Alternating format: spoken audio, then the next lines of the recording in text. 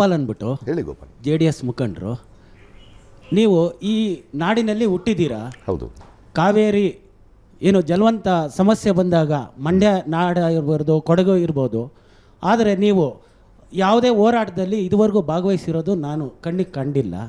ಮುಂದಿನ ದಿನಗಳಲ್ಲಿ ಹೋರಾಟದ ಒಂದು ಇದಿಟ್ಕೊಂಡಿದ್ರೆ ನಮ್ಮ ರೈತರ ಜೊತೆಯಲ್ಲಿ ಭಾಗವಹಿಸಿ ಮಾತಾಡೋಣ. ಆಮೇಲೆ ನೀವು ನಮ್ಮ ನಾಡಿನ ಪರ ಇದ್ದೀರಾ, ತಮಿಳ್ನಾಡಿನ ಪರ ಇದ್ದೀರಾ? ನಾನು ಬರೀ ಇಂಥದೆಯಾ? ಮನುಷ್ಯರ ಪರ ಇದ್ದೀನಿ ನೋಡಿ. ಕಾವೇರಿ ನೀವು ಅರ್ಥ ಮಾಡ್ಕೊಂಡಿಲ್ಲ. ಕಾವೇರಿ ಗಂಗೆ ಅಷ್ಟು ದೊಡ್ಡ ನದಿ ಅಲ್ಲ. ಕಾವೇರಿ ಮರ್ಕರಿಯಿಂದ ಹರಿದು ಹಿಂಗೆ ಹೋಗುತ್ತೆ. ನದಿಗೆ ಜಾತಿ ಭಾಷೆ ಗೊತ್ತಿಲ್ಲ, ಅದು ಹರಿಯುತ್ತದು. ಇಡೀ ನಾಗರಿಕತೆ ನದಿ ತಿರುಗಿ ಬಂದಿರೋರು.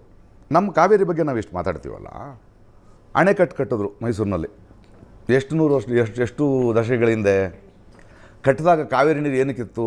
ರೈತರಿಗೆ ನೀರಿಗಿತ್ತು. ಬೆಂಗಳೂರು ಕುಡಿಯೋಕ್ಕೆ ನೀರಿರಲಿಲ್ಲ, ಅದು ಅಲ್ವೇ? ಅವಾಗ ಕರೆಕ್ಟಾಗಿತ್ತು. ಈಗ ಅಲ್ಲಿಂದ ಇಲ್ಲಿ ತನಕ ಎಷ್ಟು ಪಟ್ಟಣಗಳಾಗಿದೆ? ಮಂಡ್ಯ, ಮದ್ದೂರು, ಚನ್ನಪಟ್ಟಣ, ಜನಸಂಖ್ಯೆ ಎಷ್ಟಾಗಿದೆ? ಎಲ್ರಿಗೂ ಕುಡಿಯೋಕ್ಕೆ ಕಾವೇರಿ ನೀರೇ ಬೇಕು, ಮನೆ ಕಟ್ಟಕ್ಕೆ ಕಾವೇರಿ ನೀರೇ ಬೇಕು. ಅಲ್ಲಿ ಮರಳನ್ನ ನಾವು ಉಳಿಸ್ತಾ ಇಲ್ಲ. ಎಲ್ಲ ಸರ್ಕಾರಗಳು ಕೂತ್ಕೊಂಡು ರೆಸಾರ್ಟ್ಗಳು ಮಾಡಿಬಿಟ್ಟಿವೆ. ಅಲ್ಲೆಲ್ಲೋ ಕಾಫಿ ಬೆಲೆ ಜಾಸ್ತಿ ಆದರೆ ಮಡಿಕೇರಿನಲ್ಲಿ ಕಡಿತಾರೆ ಮರಗಳನ್ನ, ವಿಷಾಣಗಳು ಹಾಕ್ತಾರೆ. ಕಾವೇರಿನ ಎಲ್ಲಿ ಉಳಿಸ್ಕೊಳ್ತಿದ್ದೀವಿ ನಾವು? ಕಾವೇರಿಗೂ ಬಂದ ತಕ್ಷಣ ಇಲ್ಲಿಂದ ಬಸ್ ಹೋಗ್ತಾನೆ, ಅವನಿಗೆ ಕನ್ನಡ ಬೋರ್ಡ್ ಹಾಕಿದ್ರೆ ಅವನು ಹೊಡಿತಾನೆ, ಅಲ್ಲಿಂದ ಬಂದರೆ ತಮಿಳು ಬೋರ್ಡ್ ಹೊಡಿತಾನೆ. ಈ ನಾಯಕರ ಮನೆಯವರು ಬೋರ್ಡ್ಗಳು ಕಾರ್ಗಳು ಹೊಡೆದೋಗಿರೋದು ನೋಡಿದ್ದೀರಾ ನೀವು? ಬೇಸಿಗೆಯಲ್ಲಿ ಮಾತ್ರ ಯಾಕೆ ಇದು ಸಮಸ್ಯೆಗೆ ಪರಿಹಾರ ಇಲ್ವೋ? ಯಾವುದೇ ಸರ್ಕಾರ ಇರಲಿ, ಇಷ್ಟು ವರ್ಷ ಮಾಡೋಕ್ಕೆ ಪರಿಸರ ಕಂಡ್ಕೊಳಕ್ಕಾಗಿಲ್ವೋ ಅವ್ರಿಗೆ? ನೀವು ಹಿಂಗೆ ಮಾಡ್ತಾ ಹೋದರೆ ಕಾವೇರಿನ ಕೊಂದ್ಬಿಟ್ಟಿದ್ರೆ ಆ ತಾಯಿ ಅದು ಕಾವೇರಿನೇ ಇರಲ್ಲ ಸ್ವಾಮಿ. ಶ್ರೀರಂಗಪಟ್ಟಣ ಹತ್ರ ಬನ್ನಿ, ಮರಳು ಎಳೆದು ಕೆಂಪು ಮಣ್ಣು ಸೇರಿಕೊಂಡು ಕೊಳಚೆ ಆಗ್ತಾಯಿದೆ. ನಾವು ಅದ್ರ ಬಗ್ಗೆ ಮಾತಾಡಲ್ಲ. ಈ ಬಿಸಿಲುಗಾಲ ಬಂದ ತಕ್ಷಣ ನೀರಿಲ್ಲ ಅಂದ ತಕ್ಷಣ ಸಮಸ್ಯೆಗೆ ನಾನು ನೀವು ಹೋರಾಡಬೇಕು ಅಂತಲ್ಲ. ನಾವು ನೀವು ಹೋರಾಡೋ ಕೆಲಸ ಅಲ್ಲ ಅದು. ಸರ್ಕಾರಗಳು ಕೂತ್ಕೊಂಡು ಮಾಡ್ಬೇಕು. ಯಾಕೆ ಮಾಡ್ತಿಲ್ಲ ಅಂತ ಯಾಕೆ ಪ್ರಶ್ನೆ ಮಾಡ್ತಿಲ್ಲ ನಾವು? ಅದಕ್ಕೆ ಯಾಕೆ ಕನ್ನಡ ತಮಿಳು ಯಾಕೆ ಜಗ ಉಟ್ಕೋಬೇಕು? ವರ್ಷಗಳಿಂದ ಎದೆಯಲ್ಲಿ ಬೆಂಕಿಯನ್ನು ಇಟ್ಟುಕೊಂಡು ಏನು ಮಾಡದೆ ಆರಿಸಿಕೊಳ್ಳುವುದು. ಆ ಕಡೆವನ್ನ ಈ ಕಡೆವನ್ನ ಯಾಕೆ ಹುಟ್ಕೋಬೇಕು? ರೈತರ ಸಮಸ್ಯೆ ಮಾತಾಡ್ತಾ ಇದ್ದೀರಿ. ಎಷ್ಟು ಕಬ್ಬು ಬೆಳೀತಿದ್ದಾರೆ? ಎಷ್ಟು ನೀರು ಬೇಕು ಅದಕ್ಕೆ? ಎಷ್ಟು ಅಕ್ಕಿ ಬೆಳೀತಿದ್ದಾರೆ? ಯಾಕೆ ಸರ್ಕಾರಗಳು ಕೂತ್ಕೊಂಡು ಕಬ್ಬು ಜಾಸ್ತಿ ಬೆಳಿಬೇಡಿ, ನವಣೆಗಳು ಬೆಳೀರಿ, ಅಷ್ಟು ಮಾಡಬೇಡಿ, ಅಷ್ಟು ಶುಗರ್ ಸ್ಟಾರ್ಟ್ ಮಾಡಿದ್ರೆ ನಮ್ಗೆ ನೀರಿರಲ್ಲ ಅಂತ ಯಾಕೆ ಹೇಳ್ತಿಲ್ಲ? ಅವ್ರು ಇನ್ನೊಂದು ಯಾಕೆ ಏನು ಕೊಡ್ತಾ ಇಲ್ಲ? ಪ್ರಕಾಶ್ ಪರ್ಯಾಯವಾಗಿ ಒಂದು ನಿಮಿಷ ಅಲ್ಲ, ಅವ್ರ ಪ್ರಶ್ನೆ ಹೆಂಗಿತ್ತು? ದೊಡ್ಡ ಜ್ವಲಂತ ಸಮಸ್ಯೆ. ನೀವು ಕಣ್ ಕುಂತ್ಕೊಂಡು ಆ ಕಡೆ ಕಬಡ್ಡಿ ಮ್ಯಾಚ್ ನೋಡೋಕೆ ಬಂದಿಲ್ಲ, ಕನ್ನಡದವನ ತಮಿಳ್ನವನ ಹಂಗೆ ಹೇಳೋಕ್ಕಾಗಲ್ಲ ಸ್ವಾಮಿ. ಅದು ನಾವು ಪಕ್ವವಾಗಿ ಸ್ವಲ್ಪ ಯೋಚನೆ ಮಾಡಬೇಕು ಈ ಸಮಸ್ಯೆಗಳ ಬಗ್ಗೆ. ಇಲ್ಲದ್ರೆ ಇವ್ರು ಆಟ ಆಡ್ತಾನೆ ಇರ್ತಾರೆ, ನಾನು ನೀವು ಜಗಳ ಆಡ್ತಾ ಇರ್ತೀವಿ. ನೀನು ಆ ಕಡೆನೇ ಈ ಕಡೆ ಹೇಳಪ್ಪ ಅಂತೀರಿ. ಹಂಗ ಇದನ್ನು IPL ಕ್ರಿಕೆಟ್ ಮ್ಯಾಚ್ ಇದು ಅಲ್ಲ ಸ್ವಾಮಿ.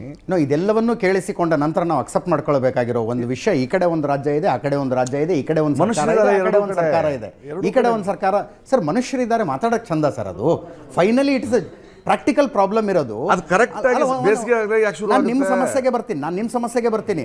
ಹಿಂದಿನ 5 ವರ್ಷ ಕಾವೇರಿದು ಏನೂ ಸಮಸ್ಯೆ ಆಗಲಿಲ್ಲ. ಕಳೆದ ಸಲ 400 TMC ಜಾಸ್ತಿ ಬಿಟ್ಟಿದ್ದೀವಿ, ಮಳೆ ಜಾಸ್ತಿ ಆಗಿತ್ತು ಅಷ್ಟೇ. ಈ ಸಲ ಯಾಕೆ ಸಮಸ್ಯೆ ಆಗ್ತಾ ಇದೆ ಅಂದರೆ, ನಿಮ್ಮ ವಿಷಯಕ್ಕೆ ಬರ್ತೀನಿ ನಾನು. 1,80,000 ಹೆಕ್ಟೇರ್ ಭತ್ತ ಬೆಳಿಬಹುದು ಅನ್ನುವ ಸನ್ನಿವೇಶ ತಮಿಳುನಾಡಿನಲ್ಲಿದೆ. 3 ಲಕ್ಷ ಹೆಕ್ಟೇರ್ ಭತ್ತ ಬೆಳ್ಕೊಂಡು ಕೂತ್ಕೊಂಡಿದ್ದಾರೆ, ನೀರು ಬಿಡಿ ನಮಗೆ ಅಂತ. ಅಲ್ಲಿಗೆ ಕನ್ವಿನ್ಸ್ ಅವ್ರನ್ನೂ ಮಾಡಬೇಕು. ನೀವ್ಯಾಕೆ ಜಾಸ್ತಿ ಭತ್ತ ಬೆಳೆದಿದ್ದೀರಿ ಅಂತ ಕೇಳಬೇಕು. ನಾವು ಆರಿಸಿದ ಪ್ರತಿನಿಧಿಗಳು ಮಾಡಬೇಕು. ಓಕೆ ಅಲ್ವೇ? ಇಲ್ಲಿ ಆ ಸಂಸದರು ಏನು ಮಾಡಿದೆ ಅವಾಗ ಮಾಡಬೇಕು. ಪ್ರತಿ ಸಲ ಆರಿಸದೆ ಅವ್ರು ಮಾಡ್ತಾ ಇಲ್ಲ, ನಾನು ನೀವು ಜಗಳ ಆಡ್ಕೊಂಡು ಕುಂತಿದ್ದೀವಿ. ನಾನು ಹೇಳೋದ್ರಿಂದ ಸಮಸ್ಯೆ ಪರಿಹಾರ ಆಗುತ್ತಾ? ದಯವಿಟ್ಟು ಹೇಳಿ ನನಗೆ. ನೋಡಿ, ಒಂದು ನದಿ ಇದೆಯಲ್ಲ, ಒಂದು ನಿಮಿಷ ನದಿ ಅನ್ನೋ ತಾಯಿ ಇದ್ದಾಳಲ್ಲ, ಒಂದು ಕಡೆ ಹುಟ್ತಾಳೆ.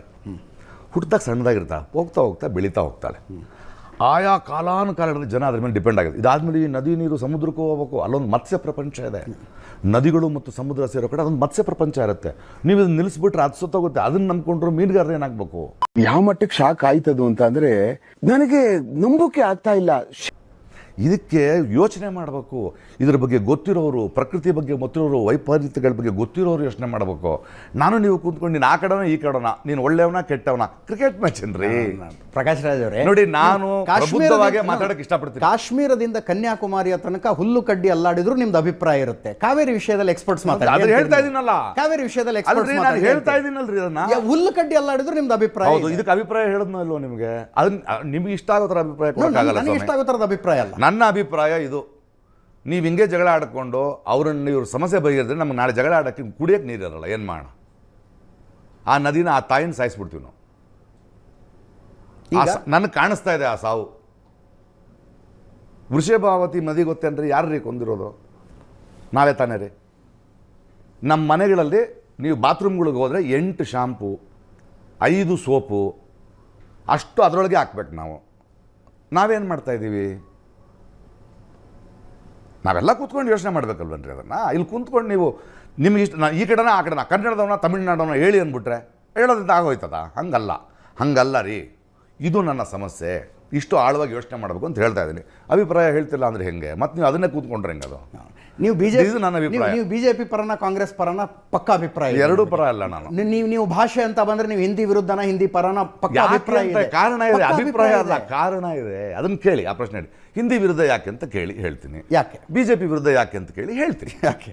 ಅದನ್ನು ಕೇಳಿದ್ರೆ ಸುಮ್ಮನೆ ನೀವೇ ಡಿಸೈಡ್ ಮಾಡಬೇಡಿ. ನಿಮ್ಮ ನಿಲುವುಗಳು ಸ್ಪಷ್ಟ ಇದಾವೆ ಸರ್. ನಾನು ಹೇಳುವ ಹಿಂದಿ ವಿರುದ್ಧ ಯಾಕೆ ನಾನು ಹಿಂದಿ ಪ್ರಶ್ನೆ ಯಾರು ತಗೋತಾರ? ಅಷ್ಟೇ.